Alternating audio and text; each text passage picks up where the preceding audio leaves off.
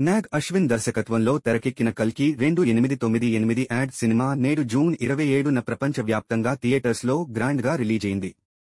కల్కి సినిమా నుంచి రిలీజ్ చేసిన గ్లింప్స్, ట్రైలర్, సాంగ్స్తో సినిమా హాలీవుడ్ రేంజ్లో ఉండబోతుందని భారీ అంచనాలు నెలకొన్నాయి. దాదాపు 500 కోట్ల భారీ బడ్జెట్తో అమితాబ్ బచ్చన్, కమల్ హాసన్, దీపికా పదుకోన్, దిశా పటాని, శోభన, విజయ్ దేవరకొండ, దుల్కర్ సల్మాన్, అన్నా బెన్, మాళవిక నాయర్, బ్రహ్మానందం, రాజేంద్ర ప్రసాద్ పలువురు స్టార్ నటీనటులు ముఖ్య పాత్రల్లో ఈ సినిమాలో నటించారు. కథా విషయానికొస్తే కలియుగాంతంలో మిగిలిన మనుషులు ప్రపంచంలోని చివరి నగరంగా కాశీలో బతుకుతుంటారు. మరోపక్క భూమి మీద వనరులు అన్ని లాక్కుని కాంప్లెక్స్ అనే ప్రపంచాన్ని సృష్టించి అన్ని తానే నడిపిస్తాడు సుప్రీం యాస్కిన్, కమల్ హాసన్. మరోపక్క దేవుడు ఎప్పటికైనా పుడతాడు, ప్రపంచాన్ని కాపాడతాడు అని నమ్ముతూనే కాంప్లెక్స్ మనుషులని అంతం చేయాలని కొంతమంది ప్రపంచానికి దూరంగా ఎవరికీ తెలియకుండా శంబాలా నగరంలో మరియమ్మ, శోభన ఆధ్వర్యంలో బతుకుతుంటారు. కాశీలో ఉండే భైరవ బౌంటీ హంటర్, డబ్బుల కోసం పనిచేసే రోడీ షీటర్ లాంటి వాళ్లు పనిచేస్తూ ఎప్పటికైనా మిలియన్ యూనిట్స్ సంపాదించి కాంప్లెక్స్లోకి వెళ్లాలని అనుకుంటాడు. కాంప్లెక్స్లో ప్రపంచంలో ప్రెగ్నెన్సీకి పనికొచ్చే మహిళలని తీసుకొచ్చి వాళ్ల మీద ప్రయోగాలు చేస్తుంటారు. అక్కడి నుంచి సమ్ 80 దీపికా పదుకోన్ అనుకోని పరిస్థితుల్లో తప్పించుకుంటుంది. దీంతో ఆమెని పట్టుకుంటే మిలియన్ యూనిట్స్ ఇస్తామని చెప్పడంతో ఆమెని అందరూ వెంటాడుతారు. దీంతో చిరంజీవిగా ద్వాపరయుగం నుంచి బతుకుతున్న అశ్వత్థామ, అమితాబ్ బచ్చన్ ఆమెని కాపాడటానికి ప్రయత్నిస్తాడు.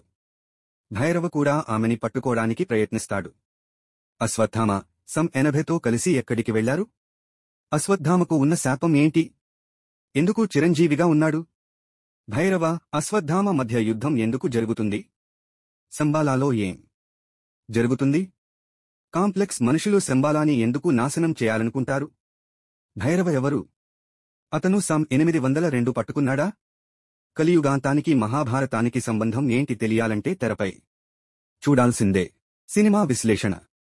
కల్కి సినిమా ముందు నుంచి కలియుగాంతం, మహాభారతం కలిసి ఓ కొత్త కథ అని చెప్తూ ప్రమోట్ చేశారు. ప్రమోషన్స్ తగ్గట్టే చాలా కొత్త కథని చూపించారు. అసలు కలియుగాంతంలో ప్రపంచం ఎలా ఉంటుంది? భూమి మీద వనరులు అన్ని నాశనమయ్యాక మనుషులు ఎలా బతుకుతారు? అక్కడ టెక్నాలజీ ఎలా ఉంటుంది అన్నట్టు చాలా బాగా చూపించారు. ఫస్ట్ హాఫ్ అంతా కాశీలో మిగిలిన మనుషులు, కాంప్లెక్స్ చూపించి భైరవ కాంప్లెక్స్కి వెళ్లే ప్రయత్నాలు చూపిస్తారు. ప్రీ ఇంటర్వెల్ నుంచి సినిమా హై రేంజ్లో ఉంటుంది. ప్రీ ఇంటర్వెల్ యాక్షన్ సీన్స్ అదిరిపోతాయి. ఇక సెకండ్ హాఫ్లో సమ్ 80ని పట్టుకోవడానికి అందరూ ప్రయత్నిస్తుంటే యాక్షన్ సీన్స్ ఓ రేంజ్లో చూపించారు. హాలీవుడ్కి ఏమాత్రం తగ్గవు ఆ యాక్షన్ సీన్స్. అయితే ఫస్ట్ హాఫ్ క్యారెక్టర్స్, కథ ఎస్టాబ్లిష్ చేయడానికి కొంచెం సమయం పడుతుంది. ఈ మధ్యలో ప్రభాస్ని కొంచెం కామెడీగా చూపించారు. దీంతో ఫస్ట్ హాఫ్లో కొంచెం బోర్ కొడుతుంది. ఇక బుజ్జి వెహికల్ అయితే ఓ రేంజ్లో తయారు చేశారు. సెకండ్ హాఫ్లో వెహికల్తో అద్భుతాలు, అదిరిపోయే యాక్షన్ సీన్స్ చేశారు.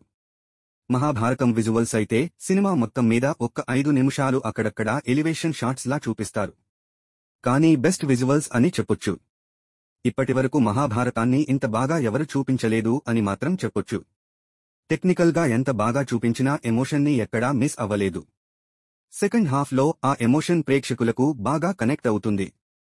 ఇక క్లైమాక్స్ అయితే వేరే లెవెల్ ఉంటుంది. ఎవరూ ఊహించని ట్విస్ట్తో పాటు కల్కి సినిమాటిక్ యూనివర్స్ అనౌన్స్ చేసి ఈ సినిమాకు ఇంకో 2-3 పార్టులు ఉంటాయని హింట్ ఇచ్చారు.